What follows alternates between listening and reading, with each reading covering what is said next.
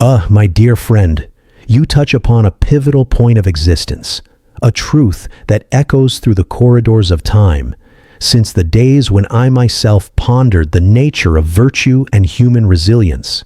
Yes, I say to you, and may my words penetrate your spirit like the morning light dispels the shadows of the night. It is in the furnace of adversity that the true essence of a man is revealed. Do not think, my friend, that in times of prosperity and ease we can discern the core of an individual.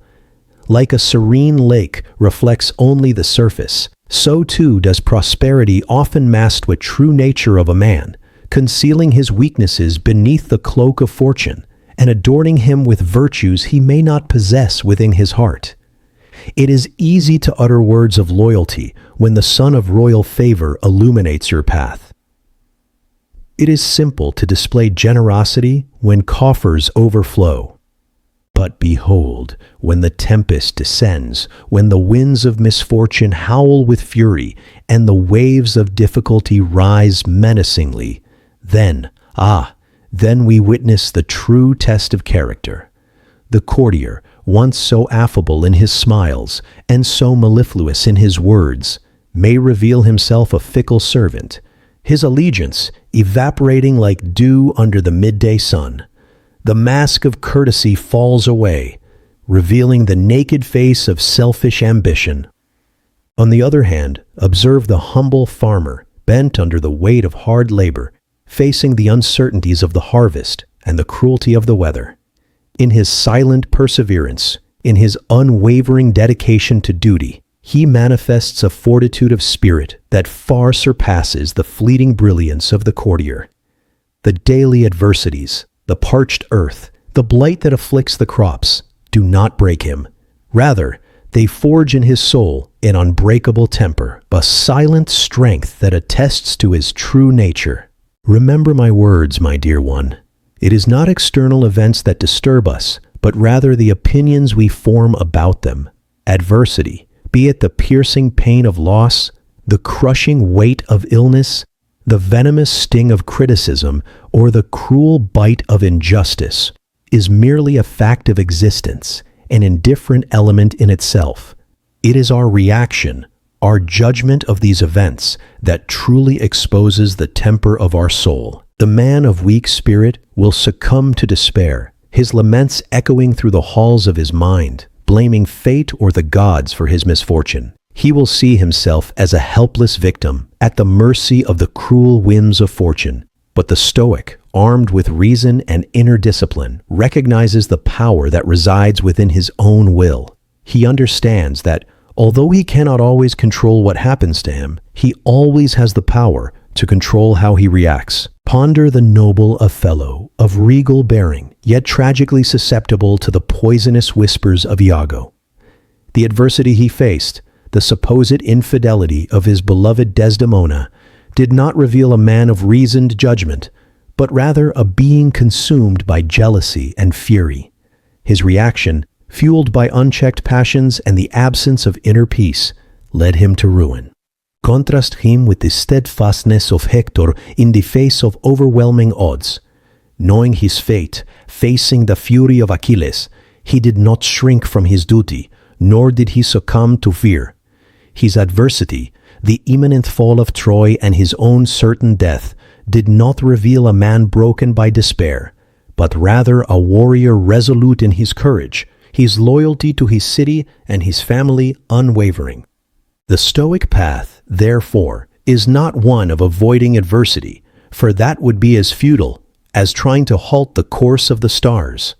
Rather, it is about cultivating the inner strength, the virtue, that allows us to navigate these turbulent waters with equanimity and integrity.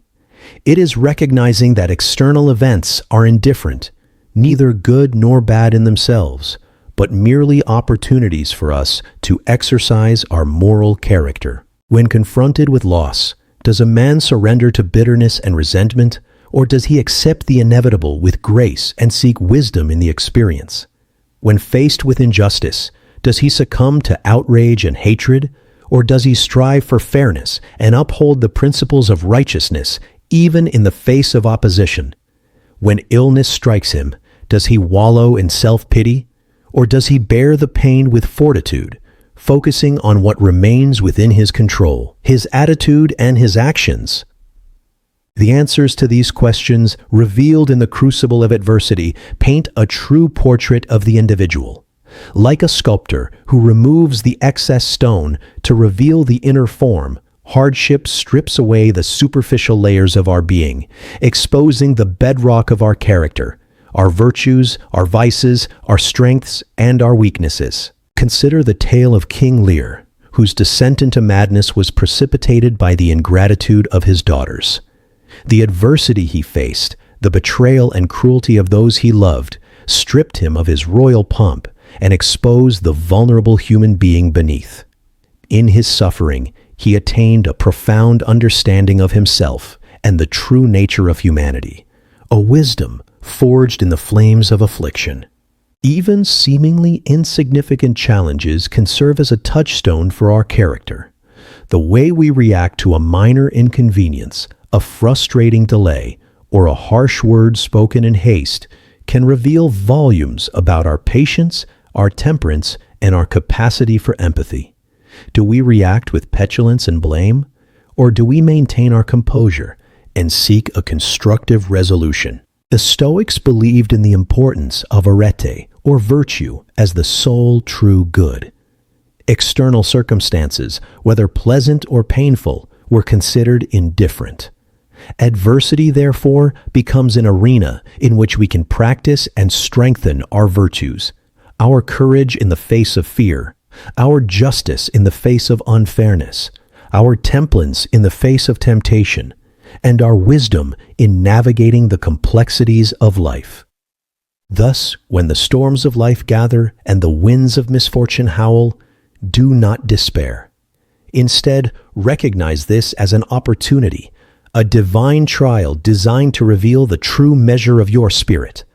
Embrace the challenge, not with resignation, but with a steadfast determination to act with virtue, to respond with reason, and to emerge from the crucible of hardship not broken, but refined, tempered, and possessing a deeper understanding of yourself and the world around you. For it is in these moments, when comfortable illusions are shattered and masks are removed, that the authentic self stands revealed, for better or for worse.